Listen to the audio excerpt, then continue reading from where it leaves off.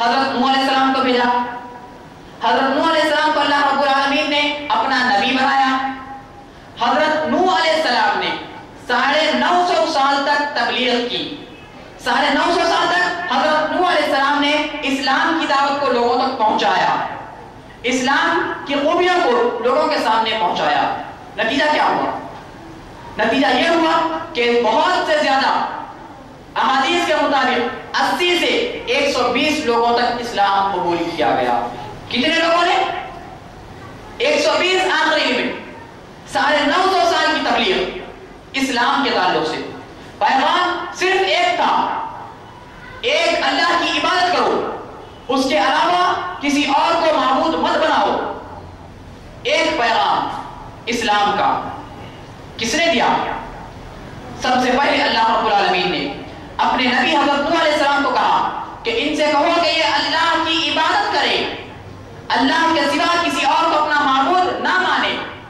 نوح علیہ السلام کی قوم نے اللہ کی بات کی نافرمانی کی, اور اس کے بعد اللہ رب العالمین نے بہت سارے نبیوں کو بھیجا, جس کی آخری کڑی حضرت محمد مصطفیٰ صلی اللہ علیہ وسلم پر آ کر رک جاتی ہے. اللہ رب العالمین نے آپ صلی اللہ علیہ وسلم کو 40 سال کی عمر میں نبی بنایا. آپ صلی اللہ علیہ وسلم ابھی نبی نہیں بنائے گئے, لیکن آپ صلی اللہ علیہ وسلم جب مکے کی گلیوں میں پھرا کرتے تھے, اس وقت لوگ آپ کو صادق اور امین کہا کرتے تھے, لوگ آپ کو امانتدار کہا کرتے تھے. آپ کے اندر کوئی برائی موجود نہیں تھی, آپ کے اندر کوئی کمی موجود نہیں تھی, آپ کے اندر کوئی خامی موجود نہیں تھی. اللہ رب العالمین نے 40 سال کی عمر میں حضرت محمد مصطفیٰ صلی اللہ علیہ وسلم کو اپنا آخری نبی اور رسول بنا دیا, اور اللہ رب العالمین نے محمد صلی اللہ علیہ وسلم کو اسلام کے اندر داخل فرما دیا, اور آپ کو حکم دیا کہ اب آپ کی ذمہ داری ہے کہ اب آپ مسلمان ہو چکے ہیں, آپ مسلمان ہو چکے ہیں, اب آپ کی ذمہ داری ہے, آپ پر ہم یہ ذمہ داری عائد کرتے ہیں کہ آپ کے لیے ضروری ہے کہ آپ دوسروں کو بھی مسلمان بنائیں, آپ دوسروں کو بھی اسلام کے اندر داخل کروائیں. اسلام اللہ کی جانب سے اتارا ہوا ایک مذہب ہے, جس کے تعلق سے اللہ رب العالمین نے قرآن کے آیت نزول کرتے ہوئے فرمایا کہ ان الدین عند اللہ الاسلام, بے شک مجھے اسلام سب سے زیادہ محبوب ہے. کس نے کہا؟ اللہ رب العالمین نے. مجھے اسلام سب سے زیادہ محبوب ہے, میں اسلام کو سب سے زیادہ پسند کرتا ہوں. اور اسی اسلام کے تعلق سے کائنات کے امام جناب محمد رسول اللہ صلی اللہ علیہ وسلم نے فرمایا کہ اگر تم کو جنت میں جانا ہو, اگر تمہیں جنت کا راستہ معلوم کرنا ہو, اگر تمہیں جہنم سے چھٹکارا پانا ہو, تو تمہارے لیے یہ ضروری ہے کہ تم اسلام کی راہ کو اپنا لو. تم اسلام کی راہ کو اپنا لو. اسلام کی راہ یہ ہے کہ کتاب اللہ, اللہ کی کتاب و سنت رسول, اللہ کے رسول جناب محمد رسول اللہ صلی اللہ علیہ وسلم کی سنت. اور اسی اسلام کے تعلق سے صحابہ اکرام رضوان اللہ علیہ اجمعین, جو کہ جہنم کے گڑھوں تک یہ لوگ پہنچ چکے تھے, جو لوگ معمولی بات پر سال ہر سال جنگ لڑا کرتے تھے, قتل و غارت گیری ان کا شیوا تھا, ڈاکہ زنی ان کا پیشہ تھا, جھوٹ بولنا, جتنی غلط جتنی کی برائیاں ہیں تمام کی تمام ان کے اندر موجود تھی. لیکن جب یہ لوگ اسلام میں داخل ہوئے, جب انہوں نے اسلام کو اپنایا, جب انہوں نے اسلام کو قبول کیا, اس کے معنی اور مطلب کو جب انہوں نے سمجھا, تو ان کی حالت یہ تھی کہ انہوں نے بڑی بڑی سلطنتوں کو اپنے قدموں تلے رونگ دیا. کس کی وجہ سے؟ اسلام کی وجہ سے. اسلام کی وجہ سے بڑی بڑی سلطنتیں ان سے کعبہ کرتی تھی, بڑے بڑے طاقتور بادشاہ ان کا نام سن کر لرز جایا کرتے تھے. کیا وجہ؟ وجہ صرف یہی تھی کہ انہوں نے اسلام کو اپنایا ہوا تھا. لیکن اگر ہم آج کے معاشرے پر نظر ڈالیں تو ہم بھی اسلام کو ماننے والے ہیں. ہمارا یہ دعویٰ ہے کہ ہم بھی اسلام کے ماننے والے ہیں. ہم نے بھی کلمہ پڑھا ہے لا الہ الا اللہ محمد رسول اللہ. نہیں ہے کوئی معبود سوائے اللہ کے اور محمد صلی اللہ علیہ وسلم اللہ کے بندے اور اس کے رسول ہیں. ہم بھی اسلام کو مانتے ہیں. مانتے نا؟ ہم بھی اسلام کے ماننے والے ہیں. وہ مسلمان تھے جنہوں نے اسلام کو اپنایا تھا، جن کے بدنوں پر جو کپڑا ہوا کرتا تھا، جس کے بدن پر 14 پیوند لگے ہوئے تھے، جس کے کرتے پر، جس نے اسلام کو قبول کیا، 6 بر اعظم کا جو بادشاہ کہلایا. میرا اشارہ حضرت عمر بن خطاب رضی اللہ تعالیٰ عنہ کی طرف ہے. اسلام کیا تعلیمات دیتا ہے ہم کو؟ اسلام کہتے کس کو ہیں؟ اسلام کی تعلیمات کیا ہے؟ اگر ایک آدمی اسلام کی تعلیمات پر عمل اگر کرے گا تو اس کی زندگی کیسی ہوتی ہے، اور ایک آدمی اگر اسلام کی تعلیمات کو چھوڑ دے گا تو اس کی زندگی کیا موڑ لیتی ہے، ان چیزوں کو ہم نظر ڈالیں تو بہتر ہوگا. سب سے پہلے اسلام کی تعلیم جو آدمی کے لیے ضروری ہوتی ہے، جو انسان کے لیے ضروری ہوتی ہے، وہ یہ کہ لا الہ الا اللہ محمد رسول اللہ. سب سے پہلے آدمی کو جو اسلام کا دعویٰ کرنے والا ہے، جو اپنے آپ کو مسلمان کہنا چاہتا ہے، اس کے لیے ضروری ہے کہ وہ کہے کہ نہیں ہے کوئی معبود سوائے اللہ کے اور محمد صلی اللہ علیہ وسلم اللہ کے بندے اور اس کے رسول ہیں. یہ ایک اسلام میں آنے کے لیے، اسلام لانے والے کے لیے اور ہر مسلمان کے لیے ضروری ہے جو اپنے آپ کو مسلم کہنا چاہتا ہے.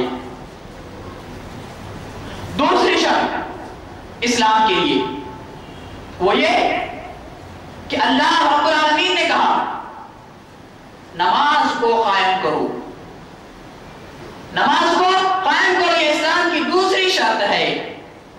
ایک آدمی کو اپنے آپ کو مسلمان کہلوانے کے لیے، اپنے آپ کو مسلمان کہنے کے لیے اسے یہ ماننا ہوگا کہ نماز پڑھنا دن میں 5 مرتبہ اس پر فرض کر دیا گیا اور اس کے لیے ضروری ہے کہ وہ نماز پڑھے.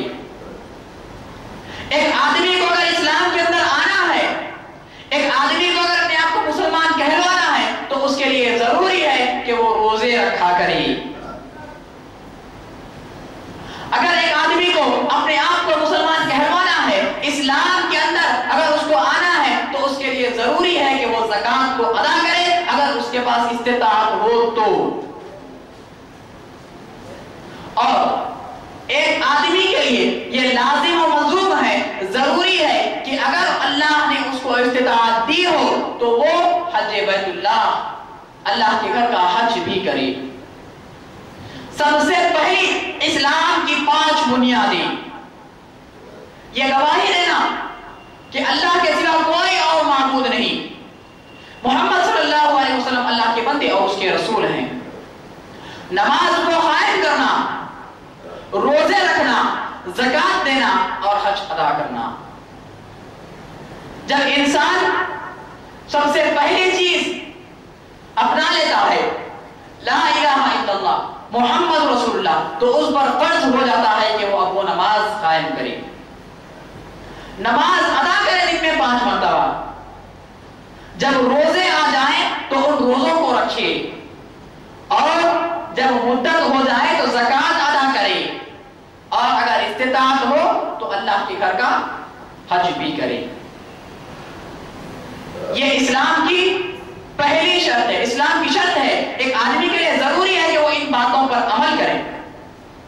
اور اللہ رب العالمین نے اللہ کے نبی جناب محمد رسول اللہ صلی اللہ علیہ وسلم پر ایک آیت کو نازل فرمایا اور کہا کہ وَأَطِيعُوا اللَّهَ وَأَطِيعُوا الرَّسُولَ.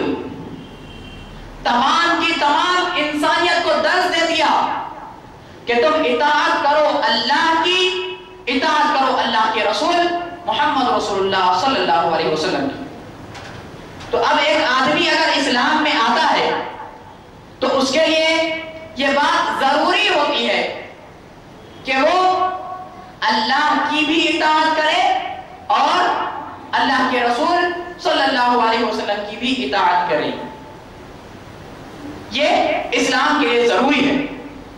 اور مسلم یا مسلمان جو ہم اپنے آپ کو کہتے ہیں، سب سے پہلے میں اس کی تعریف بتا دوں تو بہتر ہوگا۔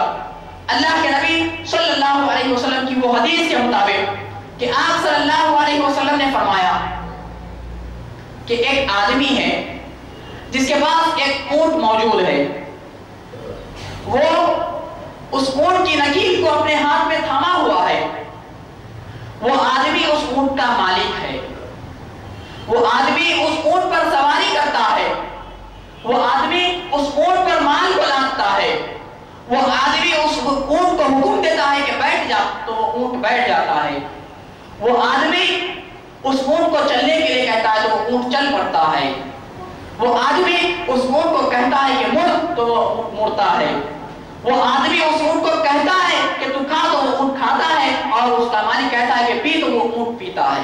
اللہ کے نبی صلی اللہ علیہ وسلم نے کہا اس کو مسلم، یعنی اپنے تمام کی تمام خواہشوں کو، اپنی ہر ضروریات کو اپنے مالک کے حوالے کر دے۔ اور ہم تمام اس بات سے بخوبی واقف ہیں کہ ہمارا مالک، ہمارا رازق کوئی اور نہیں، صرف اور صرف اللہ رب العالمین کی ذات ہے۔ کون؟ اللہ رب العالمین کی ذات۔ تو ایک مسلمان کہنے کے لیے آدمی کو سب سے پہلے اپنی تمام خواہشوں کو اللہ کے حوالے کرنا ہوگا، اپنی نفسانی خواہشات کو اللہ کے حوالے کرنا ہوگا، اس کے بعد اسلام کے بتائے ہوئے اصولوں پر عمل کرنا پڑے گا۔ اور اللہ رب العالمین نے فرمایا کہ آدمی جب اسلام میں داخل ہو گیا اور وہ اپنے آپ کو اللہ کے حوالے نہیں کرتا، اللہ کے رسول کے حوالے نہیں کرتا، تو پھر وہ آدمی مسلمان کہلانے کے لائق ہرگز نہیں ہو سکتا، وہ آدمی ہرگز مسلمان کہلانے کے لائق نہیں ہو سکتا۔ تو ایک آدمی کے لیے ضروری ہے کہ وہ اگر اپنے آپ کو مسلمان کہلوانا چاہتا ہے تو اس کے لیے ضروری ہے کہ وہ اللہ کی بھی اطاعت کرے، اللہ کے رسول کی بھی اطاعت کرے۔ لیکن میں یہاں پر اپنے عنوان کے رخ کو تھوڑا سا موڑتے ہوئے یہ بتاؤں تو بہتر ہوگا کہ جو آدمی رب کے فرمان کو نہیں مانتا، جو آدمی رسول کے حکم کی فرما برداری نہیں کرتا، اللہ رب العالمین کیسے ان کا حال کرتا ہے، اور آج کیا وجہ ہے کہ ہم اپنے آپ کو مسلمان کہنے کے باوجود بھی اتنے پریشان ہیں، ہم اپنے آپ کو مسلمان کہنے کے باوجود بھی اتنے لاچار ہیں، کیا وجہ ہے؟ انشاءاللہ آپ اس مختصر سے وقت کے اندر دیکھیں گے۔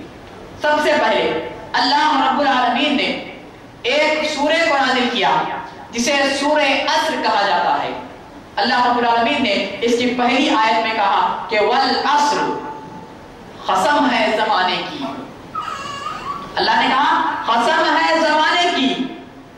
اس آیت کے تحت امام شافعی رحمۃ اللہ علیہ کے اس قول کو ہمیں یاد رکھنا ہوگا۔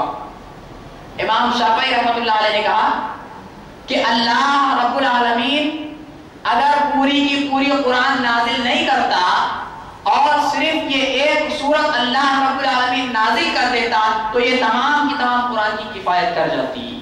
اللہ اکبر! کیا کہا؟